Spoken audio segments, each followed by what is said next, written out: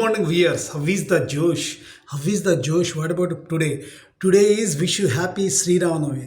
Sri Ramanavami శుభాకాంక్షలు. Okay, ఈరోజు శ్రీరాఘవం దశరథాత్మజమప్రమేయం సీతాపతిం రవికులాన్మయరత్నదీపం ఆజానుబాహు అరవిందదళాయకాక్షం రామం నిశాచర వినాశకరం రామం